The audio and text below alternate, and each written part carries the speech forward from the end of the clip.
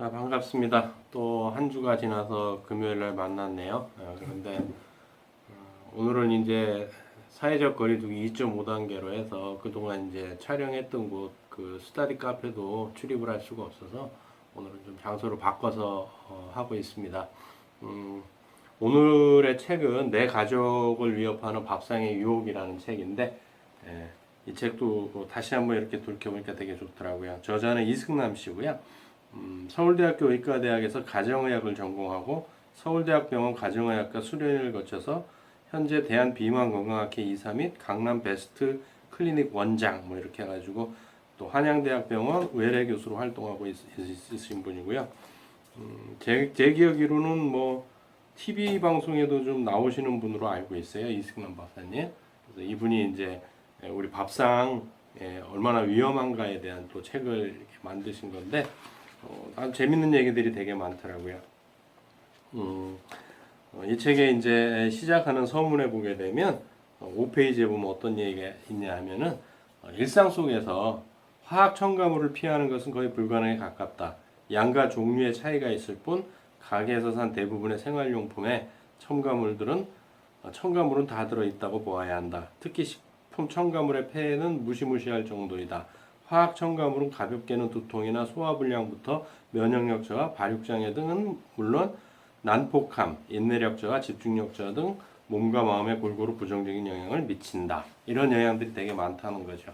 근데 현대인들은 여기서 어느 누구도 자유롭지 못해요. 제 자신부터도 자유롭지 못하고요. 그럼 우리가 이걸 안 먹어야 되느냐? 항상 강조드리지만 이걸 안 먹고 살 수는 없거든요. 이거 어떻게 하면 줄이고 배출을 할 수 있느냐가 현대인들이 건강을 유지하는 관건이 아닌가라는 생각을 해보고요.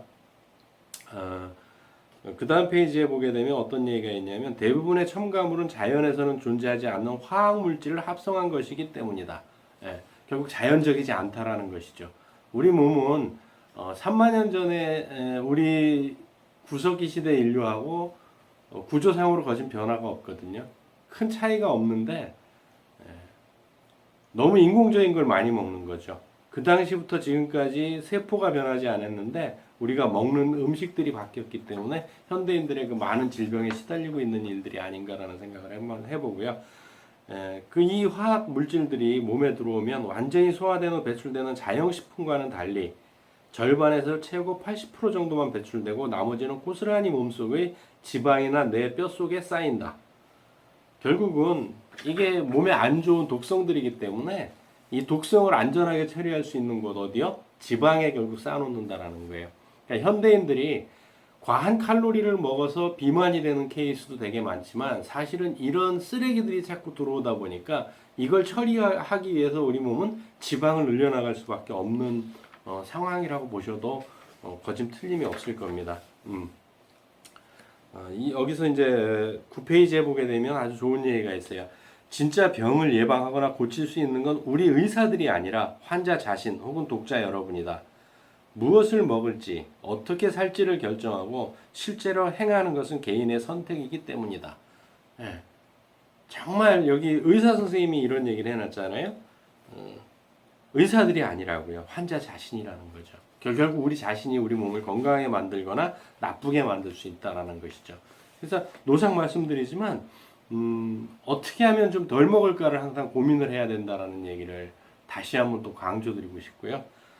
이 책의 챕터를 보게 되면 이제 식품 첨가물에 대한 얘기라고 가공식품, 그 다음에 이제 환경 호르몬에 대한 얘기, 그 다음에 뒤에 가면은 약간 조금 이 뒤까지는 뭐 굳이 안 해드릴 건데 뭐 음식 궁합들이나 이제 다이어트와 미용법 이런 책들이 이제 쭉 나열돼 있어요.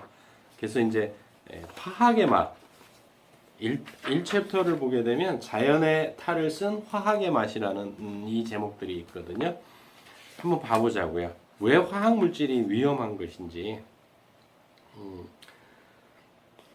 16페이지에 보게 되면 어떤 얘기가 있냐면 식품에 들어가는 첨가물이 나쁘다고 하는 것은 신선하지 않은, 맛있지 않은, 먹을 수 없는 음식을 신선하고 맛있고 먹음직스럽게 그럴싸하게 보이도록 만드는 가짜이기 때문에 위험하다는 얘기예요.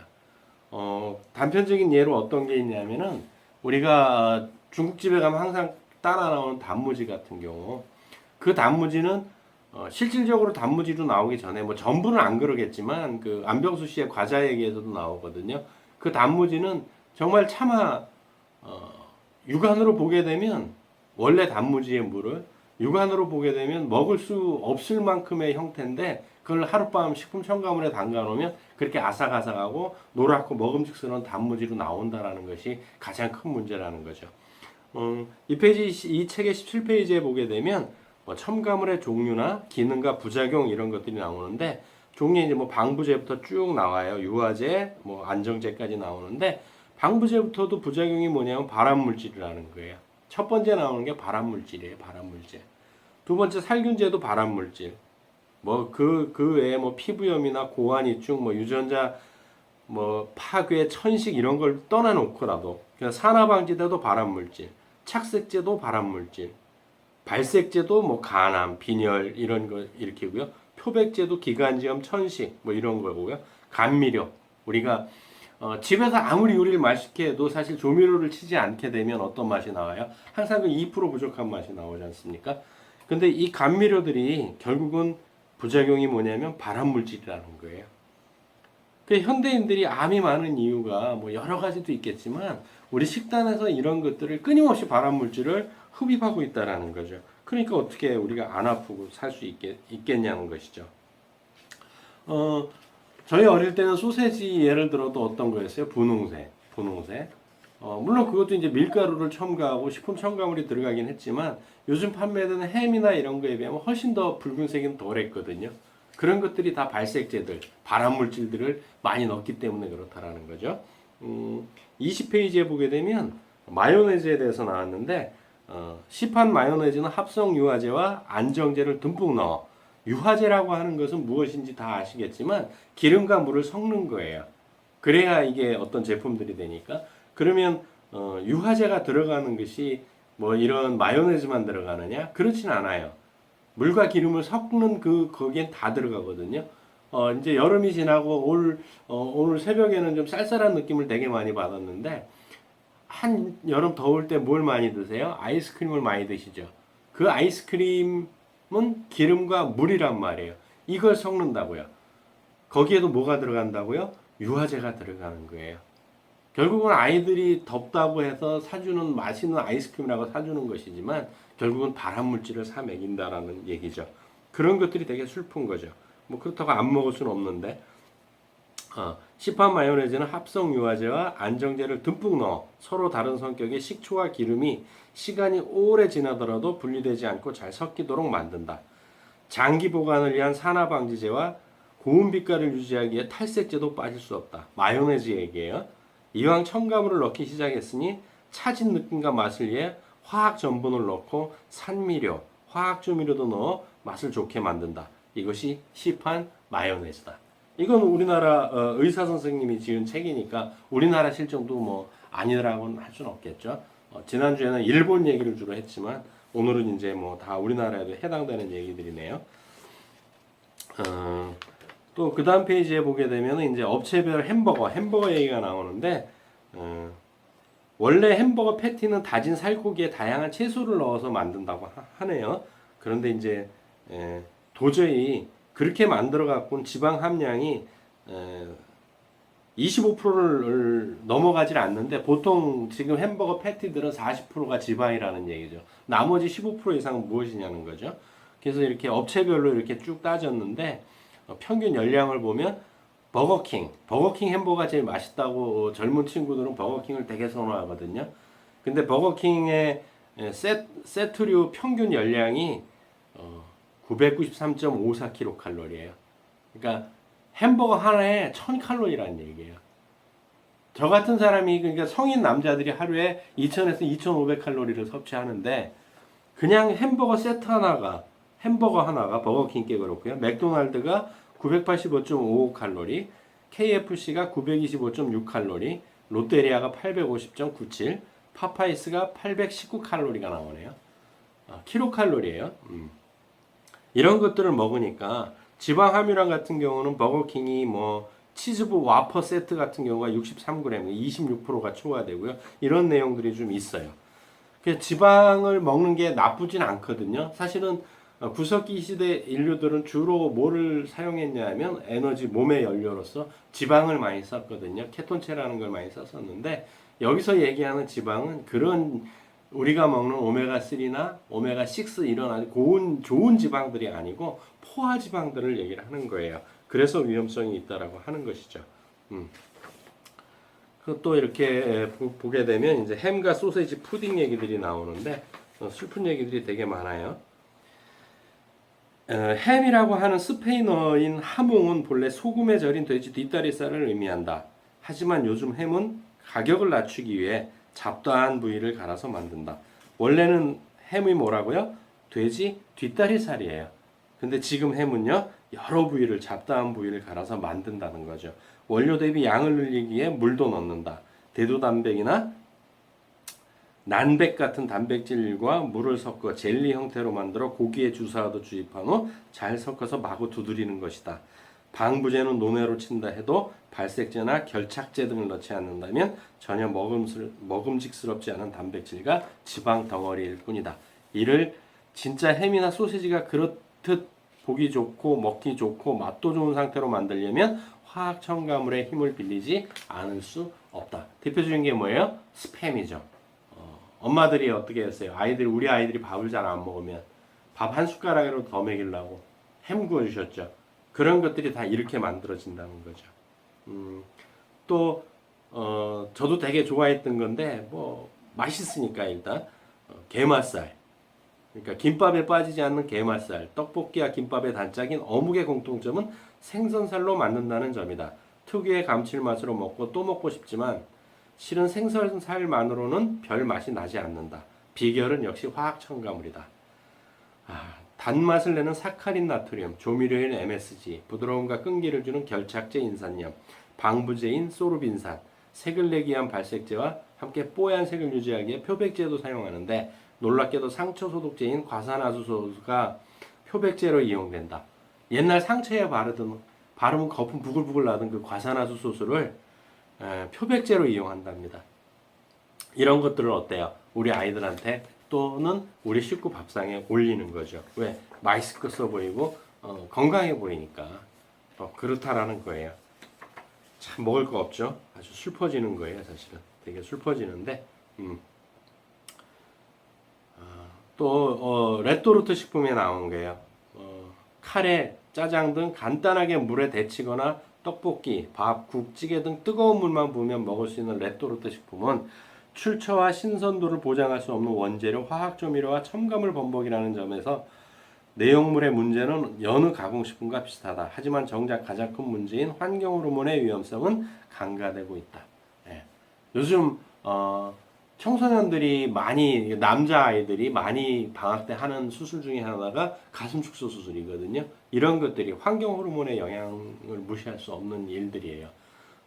환경호르몬, 나중에 호르몬 쪽을 또 우리가 공부를 하면서 좀 더 자세히 말씀드리겠지만, 요즘은, 생식기는 20살이 되도록 여성이 생리를 안 해서 검사를 해보니까 왜 생식기는 여성인데 안에 난소 대신 고환이 있는 여성들도 있고, 이런 문제들이 지금 심각하게 대두되고 있거든요. 이런 것들 때문에 사실은 상당히 큰 문제가 있는 거죠. 또, 원재료의 색도 모양도 알 수 없는 첨가물의 향연. 카니발 뭘까요? 라면입니다. 대표적으로 라면 한 봉지에는 1.65g의 화학조미료가 들어가는데 세계보건기구가 성인의 화학조미료의 일일 사용량을 3에서 5g으로 제한한다는 점을 고려하면 라면에 들어간 화학조미료의 양은 엄청난 것인지 짐작할 수 있다. 화학 첨가물뿐 아니라 나트륨의 양도 엄청나다. 라면 한 봉지의 나트륨 함유량은 평균 2143.2mg으로 성인 1 나트륨 제한량의 3분의 2에 해당한다. 라면의 그 짭짤한 맛이 있잖아요. 또 라면 스프는 기본적으로 소금에 화학 조미료를 넣어 맛을 내고 라면 맛에 따라 해물풍 미분이나 소고기풍 미분 등 다양한 분말과 향신료를 넣는다. 국물이 시원하도록 맛을 내며 자꾸 국물을 먹고 싶게 하도록 산미료도 넣고 맛도 모양도 진한 국물이 되도록 증점제도 넣는다. 어느 책에는 라면에 대해서 뭐라고 했냐면 20세기에 최고 발명되면 안 될 최고의 실패작이 라면이라고까지 얘기를 하거든요. 그런데 우리 어때요? 한국민이 제일 좋아하는 아주 간단한 간식이라고 하면 뭐죠? 라면 내지 치킨이죠. 특히 비 오는 날 이럴 때 라면 한 봉지 끓여서 출출할 때 12시나 11시 넘어서 이때 먹으면 되게 맛은 있죠. 맛은 있지만 우리 몸에 지독히 안 좋은 거라는 것만 좀 인식을 하시고 안 먹일 수 없잖아요. 안 먹일 수 없으니까 먹이시되 횟수를 좀 줄여서 아니면 또 이렇게 끓여주면 아이들이 안 먹어요. 면 따로 스프 국물 따로 끓여가지고 면을 한번 삶아내고 그 넣어주면 군대에서는 그렇게 해주거든요. 근데 맛이 없어요. 그럼 또 아이들이 좀 덜 먹지 않을까 그런 생각을 한번 해보네요. 또 41페이지에 보면 무슨 얘기가 나오냐면 기름을 사용한 제품은 봉투 뒷면을 보면 유탕 처리 제품이라고 적혀 있다. 유탕 처리 제품, 기름에 튀겼다라는 얘기인데 사실은 바삭하다고 모두가 튀긴 것은 아니다. 포테이토 칩처럼 바삭하게 부서지는 튀김 스낵의 대부분은 튀긴 게 아니라 유지를 뿌린 것이다. 그냥 뿌려서 막 하는 거예요. 튀긴 게 아니고 정말.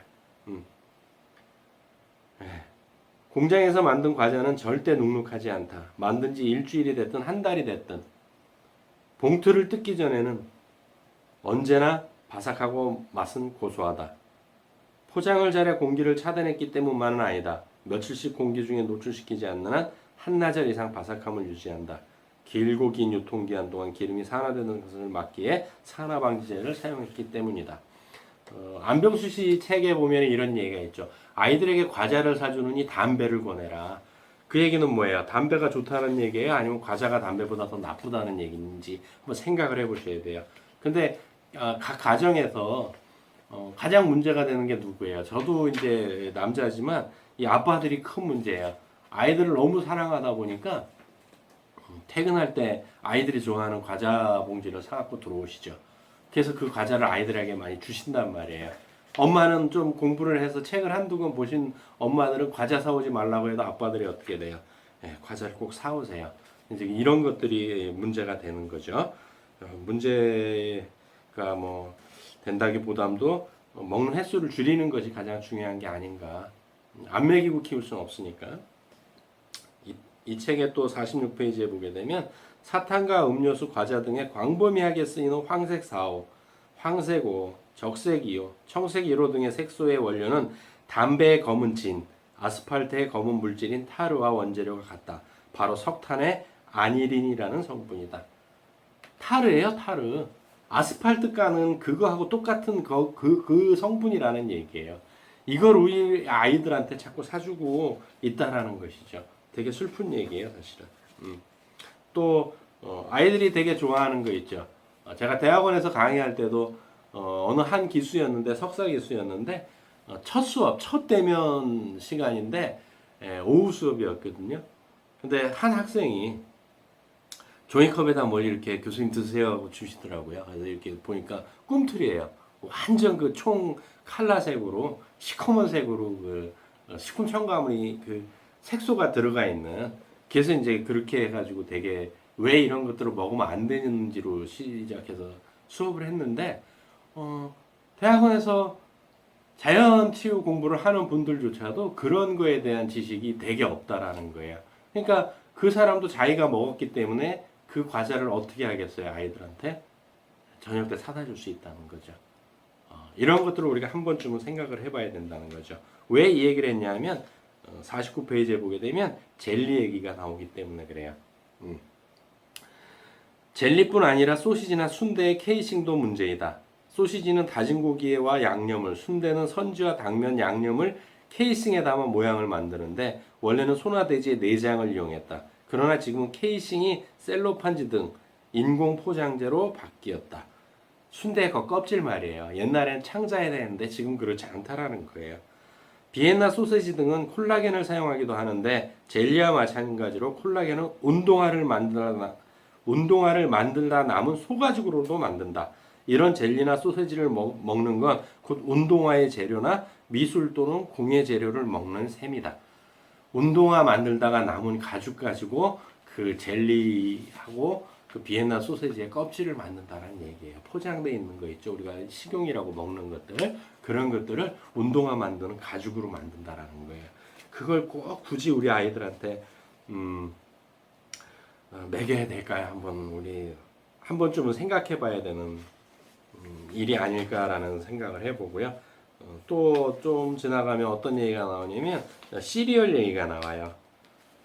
제목이 영양 만점 물음표 아니 열량 만점 시리얼 이렇게 해가지고 나오는데 54페이지인데 겉보기에는 식이섬유는 물론 비타민과 미네랄까지 풍부하다는 통곡물로 만든 데다 완전식품인 우유와 함께 먹으니 영양 만점일 것 같지만 사실 따져보면 비타민과 미네랄은 부족하고 열량만 높다. 영양이 가장 풍부하다는 현미 프레이크 좋다. 소금과 설탕이 더 많다. 지난번 여자가 우유를 끊어야 하는 그 책을 읽으면서 뭐라 했어요? 우유는 완전식품이다.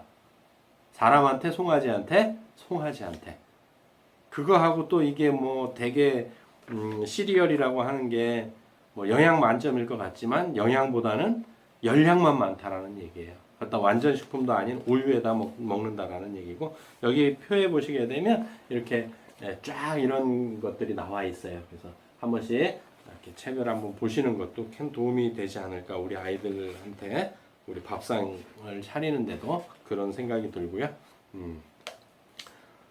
또 이제 화학적인 건데 이제 MSG는 흥분성 신경 전달 물질로 많이 먹으면 신경 조직에 흡수되어 신경 세포막을 파괴한다. 그래서 과량 섭취는 뇌장애로 이어질 수 있다. MSG 조미료란 얘기예요. MSG를 가장 많이 쓰는 음식점이 어디냐면 중국집이에요. 호주에서 실질적으로 오래된 얘기긴 한데 23살 먹은 여대생이 중국집에서 음식을 먹다가 사망한 사건이 있었죠. 그래서 원인을 파악하다 보니까 그게 MSG라는 게 판명이 났죠. 그래서 MSG로 음식을 못 쓰게. 그래서 MSG를 뭐라고 부르냐면 중국 음식 신드롬이라고도 부르거든요. 이거는 신경 전달 물질. 우리 신경으로 전달 타고 내려가는 물질이라는 얘기예요. 그래서 뇌장애가 일어날 수 있다는 얘기죠. 그래서 짜장면 되게 맛있죠. 짜장면 되게 맛있긴 하지만 그런 것은 좀 자제를 해야 된다. 특히 밀가루, 똥배에서도 얘기했지만 우리가 밀가루를 먹는 것은 우리가 결코 건강한 생활은 아니라는 생각이 자꾸 들어요. 라면뿐 아니라 햄, 소세지, 이온 음료, 과자, 과일 통조림, 케첩, 마요네즈 등 수많은 가공식품에 광범위하게 쓰이기 때문에 가공식품 속 MSG는 피하기가 어렵다. 뭐 어쩔 수 없어요. 그럼 어떻게 해야 될까요? 먹지 말아야 될까요? 안 먹을 수는 없으니까. 이걸 어떻게 빼낼까를 고민을 하셔야 된다는 얘기죠. 또 이제 요즘 젊은 친구들은 탄산을 되게 많이 먹잖아요. 또 어르신들 중에서 이렇게 사이다나 소화 안 되시고 뭐 답답하실 때 사이다나 이런 걸 드시면 소화가 되는 느낌을 많이 받으시잖아요. 근데 결코 그렇지 않다라는 거예요. 탄산가스의 강한 자극이 위산 분비를 촉진해 자주 마시다 보면 오히려 위산 과다나 위궤양을 부추기고 소화가 잘 되기는커녕 오히려 입맛을 떨어뜨린다. 탄산가스는 위에서 장으로 넘어가는 속도가 더뎌서 포만감을 지속시키기 때문이다. 별로 좋은 건 아니야. 또 탄산 자체가 제가 탄산을 개인적으로 반대하는 이유 중에 하나가 뭐냐면 탄산이 콩팥, 신장에서 필터링을 해서 재흡수하는 칼슘을 못하게 막는 작용을 하거든요. 다 배출을 시켜버린다고요. 우리는 단백질뿐이 아니고 모든 쓴 재료들을 신장에서 98% 재활용을 해서 다시 우리 몸에서 재활용을 해 써야 되는데 특히 칼슘 같은 경우는 탄산은 칼슘 같은 경우를 재활용을 전혀 못하게 만들어 버려요. 그러면 가뜩이나 단 거를 좋아하는 아이들이 대부분인데 그래서 칼슘이 부족한 상황에서 재흡수해야 되는 칼슘조차도 재흡수할 수 없게 만드는 것이 탄산음료라는 거죠. 그래서 좀 자제를 해야 돼요. 근데 얘기를 들어보면 어떤 분들은 물까지도 탄산수를 드신다는 분들이 요즘 꽤 많이 늘더라고요. 결코 바람직한 일은 아니다 라는 생각을 또 한번 하게 되네요. 그다음에 73페이지에 보게 되면 장 기능이 떨어지면 노폐물을 빨리 배출할 수 없고 노폐물이 몸에 쌓일수록 장 기능과 신진대사는 둔화된다. 식이섬유는 대변량과 배변 횟수를 늘려 장 점막이 독소와 접하는 시간을 줄여주고 미네랄과 비타민은 대장 내 좋은 박테리아가 활발하게 활동하게 한다. 특히 비타민 B군은 장 운동을 촉진하는 세로토닌 분비를 促진시킨다. 그래서 비타민 B군은 굉장히 중요한 영양소예요. 우리가 밥을 한 숟가락 먹었어도 이게 대사를 일으키려고 한다면 비타민 B와 티아민부터 없으면 시동이 안 걸리는 거예요. 자동차의 시동 키하고 똑같은 게 우리 몸에서는 비타민 B1이라는 영양소거든요. 그럼 비타민 B군이 풍부하게 들어있는 건 어디 있느냐? 발효식품에 많이 있어요. 그러니까 어릴 때 주로 드셨던 된장, 고추장, 김치, 또 뭐 청국장 이런 거에 굉장히 비타민 B군이 많이 들어있는데 지금 발효식품 아이들이 많이 좋아하나요? 발효된 식품 얼마나 많이 먹이고 있나요? 우리 집에는 발효식품이 몇 개가 있는지 한번 체크를 해보셔야 된다는 얘기예요. 그러니까 결국 비타민 B군이 부족하니까 아이들 성장에도 문제가 생기고 여러 가지 문제들이 생기는 이유 중에 대표적인 것들이 비타민 B군 부족이거든요. 비타민 B군이 부족하니까 간 기능이 제대로 안 돌아가니까 노상 피곤하고 만성 피로가 쌓이고 몸에 또 이런 식품 첨가물이나 또 뭐 색소들 이런 것들이 계속 쌓이니까 우리 간과 신장은 계속 과부하가 걸리는 것이고 그러니까 노상 피곤하고 만성 피로 증후군에 또 대사가 안 일어나니까 어떻게 돼요? 대사 증후군까지 다 생기는 거죠. 그거로 인해서 고혈압, 당뇨 이런 쪽으로 계속 흘러갈 수밖에 없는 상황이 돼버린 거예요. 비만까지. 또 이 책의 이제 79페이지를 보게 되면 분유의 주 원료인 우유에는 모유보다 3배나 많은 단백질이 들어있다. 우유에 대한 얘기예요. 분유도 마찬가지고요. 단백질이 3배가 많이 들어있다는 것은 그만큼 아이가 성장하는 속도보다 송아지를 빨리 키워야 되기 때문에 단백질이 3배나 들어있는 거예요. 송아지의 성장 속도가 사람보다 3배 정도 빠른 탓이다. 소보다 더 빨리 자라는 돼지의 젖에는 모유의 5배, 개의 젖에는 7배의 단백질이 들어있다. 하지만 뇌 발달을 돕는 성분은 부족한 것으로 알려져 있다. 몸은 쑥쑥 자라지만 뇌 발달은 느릿느릿한 것이다. 그러니까 분유나 우유를 많이 분유를 먹여서 키우는 아이들은 몸의 성장은 빠를 수 있지만 뇌의 성장만큼 빠를 수가 없다라는 거예요. 분유도 음식인지라 맛을 좋게 하려고 당분을 추가한다. 덕분에 설탕이 20%나 들어가 있다. 신생아실에서 조제 분유를 맛본 아기가 처음에는 모유를 먹지 않으려고 하는 것은 달짝지근한 분유와는 달리 밍밍한 모유는 맛이 없기 때문이다. 이게 굉장히 큰 문제라는 거죠. 사람은 엄마 젖을 먹어야 됩니다. 송아지 젖이 아니고요. 근데 정말 그게 안 되니까 되게 안타까운 일들이 많은 거죠. 또 재밌는 게 뭐냐면 이유식을 해야 하는 시기에 제때 씹는 훈련을 하는 것은 두뇌 발달을 자원하는 가장 큰 능력이기 때문에 중요하다. 이유식이라고 하는 개념을 정확히 잡으셔야 되는 것 중에 하나가 뭐냐면 이유식이라고 하는 것은 유동식에서 고정식으로 넘어가는 중간 과정이거든요. 그래서 저희가 아이 때는 엄마들이 뭐 사과도 숟가락으로 긁어서 먹여주시고 뭐 이런 식으로 이유식을 했었는데 지금은 이유식을 어때요? 분유 먹듯이 우유통에 넣어서 그냥 분유통을 잡고 이유식을 하거든요. 좀 전에도 책에도 나와 있지만 제때 씹는 훈련을 해야 되는 거예요. 저작이라고 하는 건 굉장히 중요한 거거든요. 두뇌를 자극하는 것이 발이 25%, 손이 25%, 턱이 50%이기 때문이다. 씹는 작용이 두뇌 발달을 50%를 좌우한다는 얘기예요. 또 씹는 습관은 소화 능력도 좌우한다. 꼭꼭 씹어야 침이 많이 분비되고 침과 음식이 골고루 섞일수록 침 속의 아밀라제가 탄수화물을 단순당으로 잘게 부수며 소화의 1단계를 담당하기 때문이다. 잘 씹어야 두뇌도 발달되는 거거든요. 근데 어떻게 돼요? 엄마들이 내 턱이 사각이다 보니까 내 아이는 계란형을 만들기 위해서 잘 안 씹게 하죠. 자꾸 부드러운 것만 먹이죠. 그러다 보니까 아이들이 두뇌 발달도 머리도 발달이 늦는다라는 거예요. 또 요구르트 얘기도 나왔는데 진짜 유산균은 사라진 요구르트에서 노란색 요구르트는 말이 유산균 음료일 뿐 사실 내용물이나 영양문에서 보면 설탕물에 더 가깝다. 설탕물 70%에 포도당과 탈지분유를 물에 녹여 가열한 뒤 냉각 배양시킨 배양류가 30% 여기에 유산균과 함께 향과 색을 내는 이런 전원을 첨가물을 넣은 것이기 때문이다. 이런 요구르트를 어떻게 해요? 죽자사자하고 먹이죠. 10개씩 사갖고 아주 쌓아놓고 먹이죠. 그러니까 아이들이 어때요? 단 음식 아니면 안 먹으려고 자꾸 하는 이유인 거고요. 또 이제 우리가 반찬으로도 많이 하는 쥐포채나 오징어채 얘기가 잠깐 나오는데 굳이 양념을 하지 않은 채 그냥 먹어도 맛있는 것이 이미 가공되어 있기 때문이다. 가장 기본적인 것이 방부제와 표백제다. 이런 것들이 너무 많다 보니까 우리가 어때요? 죽어서 10년이 지나도 시체가 썩질 않는다라는 거죠. 너무너무 슬픈 현실이에요. 우리가 이런 것들을 어떻게 해야 될까요? 아이들을 안 먹이고 키울 수는 없지 않습니까? 안 먹이고 키울 수는 없으니까 어떻게 해야 될까요? 먹는 횟수를 우리가 줄여야 된다는 얘기예요.